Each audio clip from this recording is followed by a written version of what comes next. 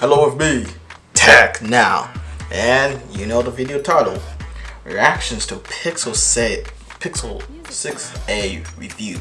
So this is just the reaction to the Pixel 6a review. Let's see what this Pixel A, it's pretty tough to say that name, Pixel A review is all about. So what is up, guys? Nick here, helping you to master your technology. Meet the Google Pixel 6a. In this video, we're going to take a look at the all-new Pixel 6a. Shoutouts to hashtag Team Pixel. Hashtag, this is a gift from... This dude does have a good soundtrack, but it won't be in this video because obviously that'll be copyright. Google for sending this one out.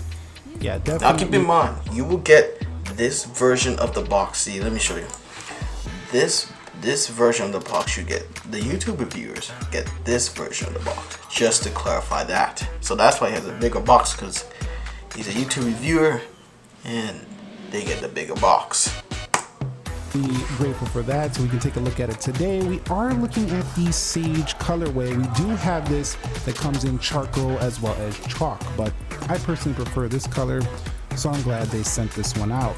So you can see we do have a little pull tab right here, but before we actually open the box up, there is a little bit of some specifications up here. As you can see, we do have ourselves a 5G sub 6. As you can see here, there's 5G sub 6, 128 gigabytes of storage. Keep in mind, this is for the basic model and it gives 128 gigabytes of storage. It gives you more storage than most iPhones at that price range. Remember, the Google Pixel 6a is $400 versus the iPhone 13 is let's see, around $700. So checking the price of the iPhone 13, this is just the regular 13. The price range was $699, and those are other ones, and these other $29 just monthly payments, but like around $600, $600 mostly, yeah. While for the Google Pixel 6a, however, it is $449 and it gives you 128 gigabytes of storage. A lot of the price is way more down on the Google Pixel 6a than on the iPhone 13, as you see here. So let's get back to the reaction video. Sage, and as I say, 120 gigs. Let's skip this. Important because not everybody wants. They really upgraded how you kind of, set up your... This phone reminds me of a Samsung look phone. It has the hole punch right here. Now this dude says that he has the Pixel 6a for 24 hours. For a whole day basically. Okay, let's just skip the intro. YouTube added this new thing called chapters, which you can skip and see where to go. This is just the intro, so let's go to the physical design. First impressions. Okay, first, let's talk about the Pixel 6a's physical design because it's kind of a big deal. And I say that because unlike its predecessors, the 6a has a noticeably more premium look that is clearly modeled off the successful overhaul of the Pixel 6 lineup. It has what now has become that signature Pixel two-tone look on the back divided by the legend on the housing. I have mine in the chalk colorway, which is pretty classic. I love the subtle difference between the pearly white and the slight gray on the top. Now me, I wouldn't pick white because white colors always get dirty. Phones with color white always get dirty, but it's your choice, just saying that. This 3D thermoformed composite for the material on the back, which is just a fancy way to say that it's molded plastic, which... Wait, plastic? This back is plastic. The only thing I like about the Pixel 6a that the back is plastic is not glass. Now keep in mind, plastic is more stronger than glass, but glass is more premium. Even this iPhone XR here has glass on the back, and this costs like $300, way less than this, and this has glass on the back, this phone right here. So, but I do put a case for safety reasons, obviously. So yeah, this is like physical design. I know it can sound off-putting, but it's actually not bad, and it feels like it has a glass back. It feels like it has a glass back. I feel a glass back, and I can tell the difference between a glass back and a plastic. Which when paired with the recycled aluminum frame, it still gives the Pixel 6a that... Okay, let's go to display here.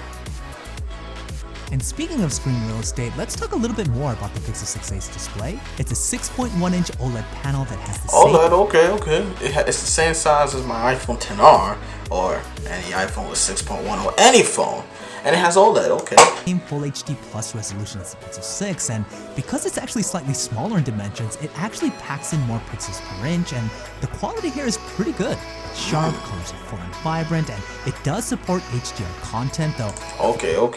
would like it to be a little bit brighter, but overall, I think the display is an area of value here, considering that from a viewing Let's search camera. that of Let's see course brings camera me to the most quality here. important aspect of any Pixel's performance, and that's the 6A's camera quality. So let's start with the hardware. The Pixel 6a has a dual camera setup on the rear, one same wide angle and an ultra wide, both clocking in 12 megapixels, and it has a single shooter 8 megapixel selfie camera in the front. Now right off the bat, the primary wide angle camera is not as heavy duty of a sensor as what's on the Pixel 6 and the 6 Pro. To me, not the biggest deal, because what the Pixel 6a does have is access to Google's advanced computational photography wizardry.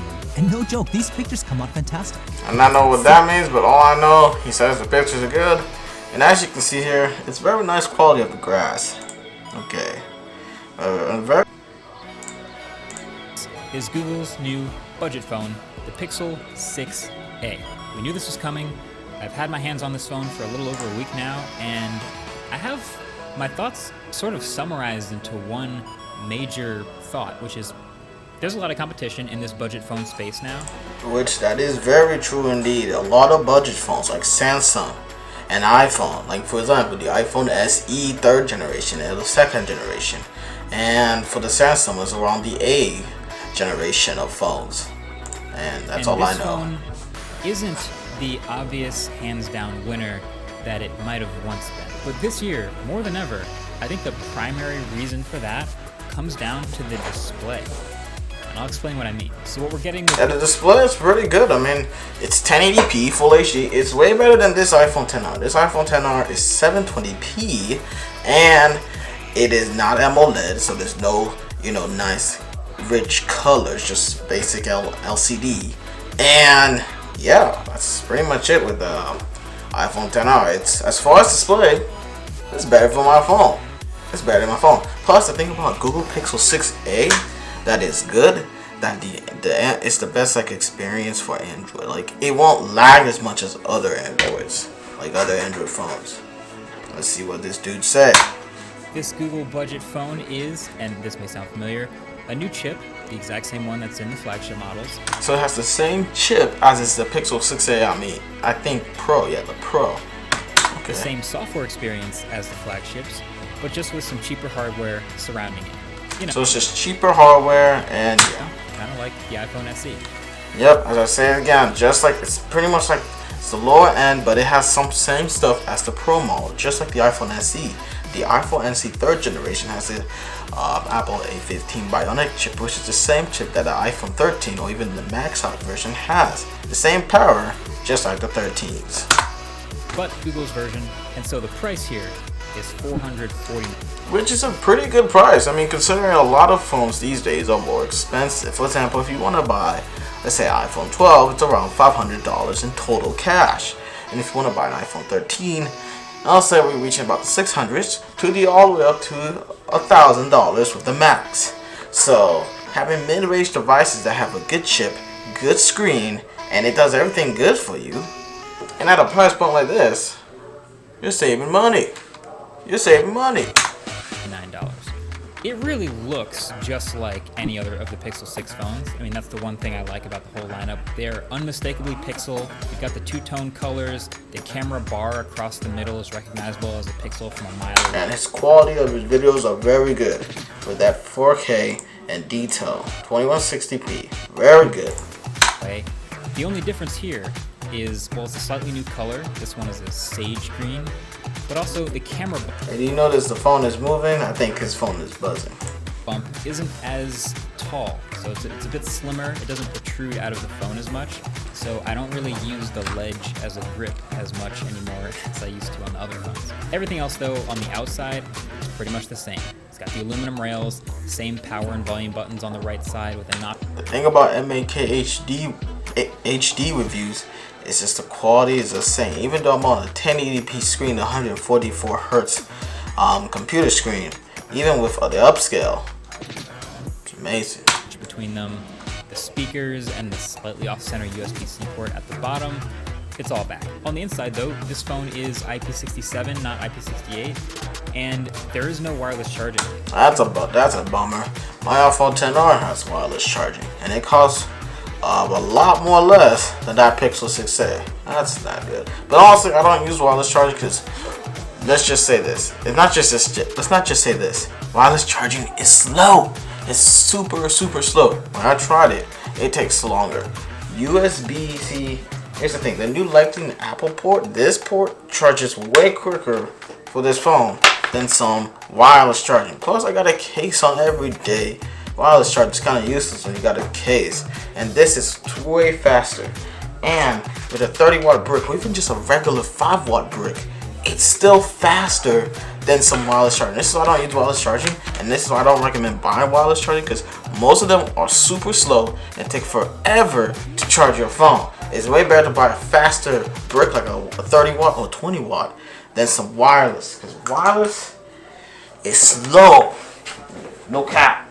Slow as heck. Nah, you don't want to get wireless. Not recommended, but it's your choice. Just warning. That to me was kind of a bummer. I know we're probably saving a couple dollars here, but this phone still has a Get this. come from a world of 120 hertz and 165. See, now the problem with the Pixel 6a 60 hertz or 60 fps frames is that it's more a little bit juddery. See, the iPhone 13 Pro, it's kind of like weird how the iPhone 13 Pro has 60 hertz, but it costs like way more, like $700 than a Pixel 6a that has the same specs. Hertz flagship phone. See, but the problem with the Pixel 6a is that it's juddery. Like, that's the problem. It's like it's all like lagging. Versus the iPhone 13 That's Pro, not the normal place a 6A it's buyer will smooth. come from. But the second you experience 120 hertz on a phone, you are way more likely to notice the dropped frames in animations all the time, even at 60 hertz. Literally just scrolling around, pulling down the notification shade, opening and closing apps, normal stuff is just constantly slightly choppy. Yeah, for me, honestly, I wouldn't want to deal with that for me. But for most people, it will work. Skip towards the end. Range and how it handles highlights is A+. So, I mean, it's easy to see why they stuck with this for so long, and the fact is, this is still easily a top 2 budget smartphone camera. Easy. It also has the ultra wide that the iPhone SE doesn't have, and it takes decent looking 4K videos up to 60 FPS. Conversation around the Pixel 6a is probably the most interesting when you consider the competitors. Just the other phones that you could get for $450. And there's some other really good ones. So to make it easy, I think you should get the Pixel 6a if you value the Google software experience, those features, and or the camera way over everything else. But if that's not you, you could get a Samsung Galaxy A53